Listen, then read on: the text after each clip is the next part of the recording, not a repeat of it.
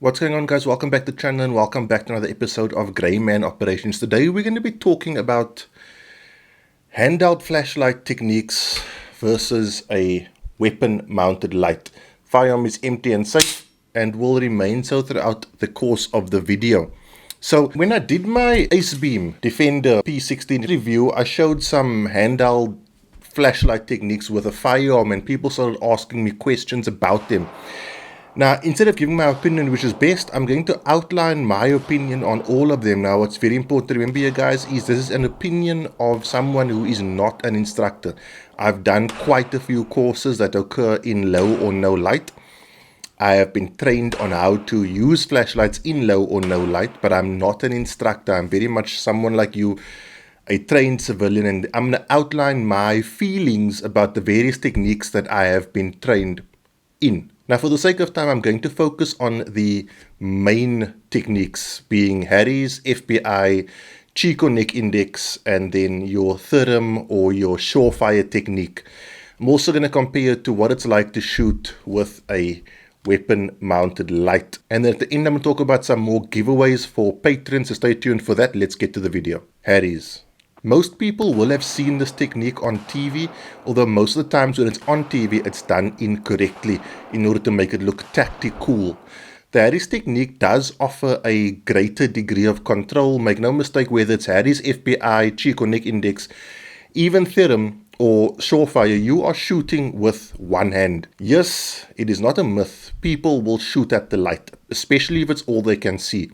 So you got to be very careful with it. And something you need to note is with any light emitting device, whether it be a handheld or a weapon mounted light, you want to use it extremely sparingly.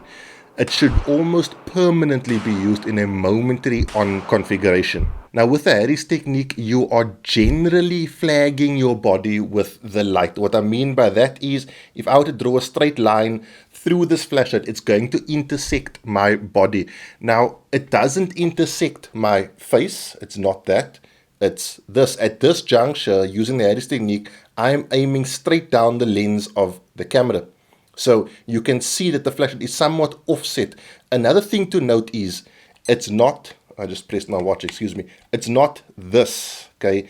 This is something that you see on movies because it looks really cool.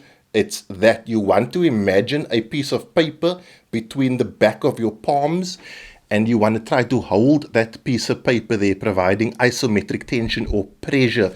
That is what adds to the support. The only problem with this is if you are someone who, when they shoot, ordinarily extend your arms all the way out, it now becomes a very difficult situation. You got to bring your arms in, bend it, and get this elbow down to get the kind of pressure you want. Another problem with the Aries technique is it only really works for one direction of cover. Leaning out on the flashlight side isn't too bad.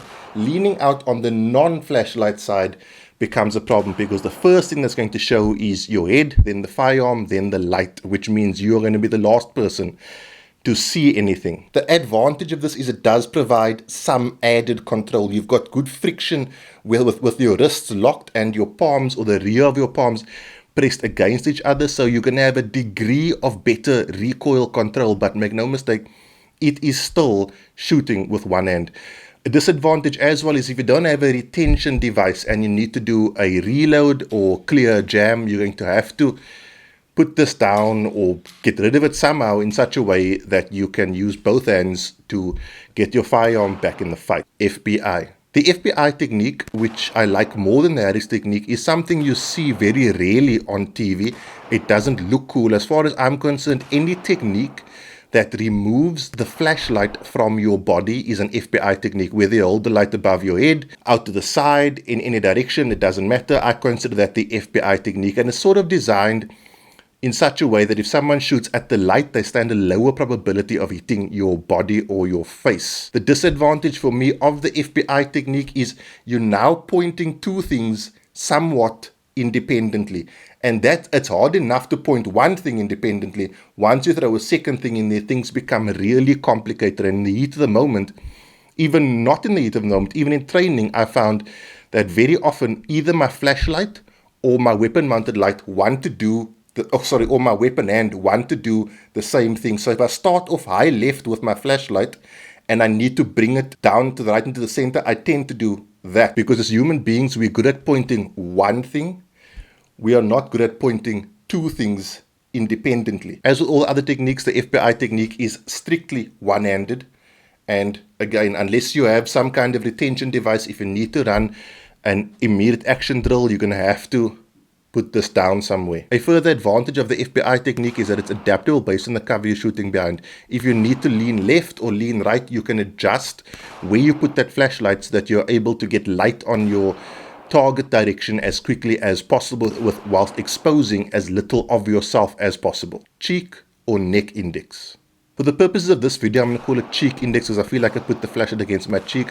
For me, this is the easiest of all to do, because the indexing of the flashlight against your cheek means you generally drive it right behind the firearm. The nice part of that is if you don't have a red dot or some kind of illuminated sights, when you do put your flashlight on, you end up illuminating your sights, which assists you with a more standard sight picture. The disadvantage is, look where this flashlight is.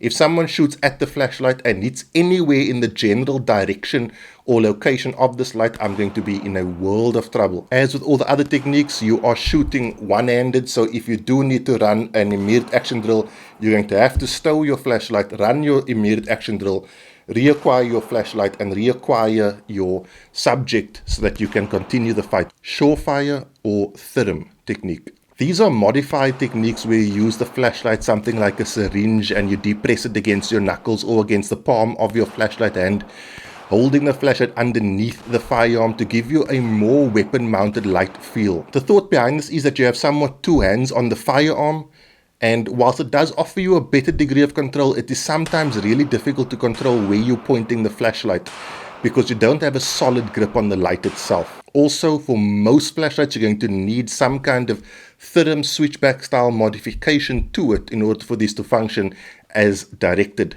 weapon-mounted light.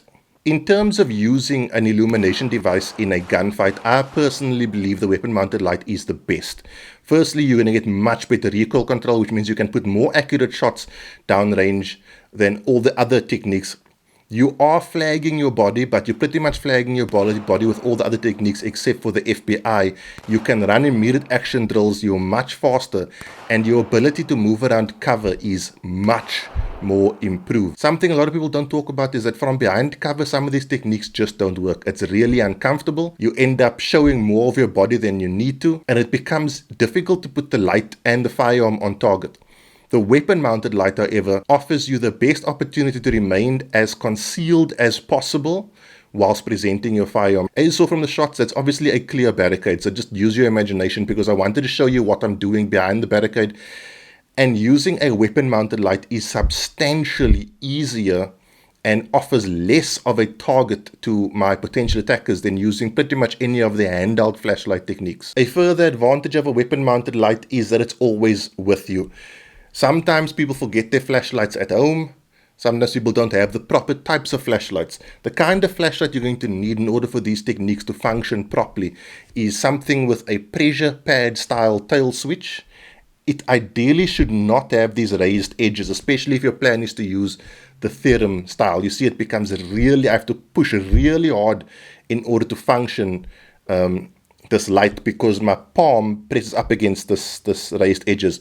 So if you want to use a firearm or the Surefire style, you're going to want to go for a flashlight that doesn't have these raised edges.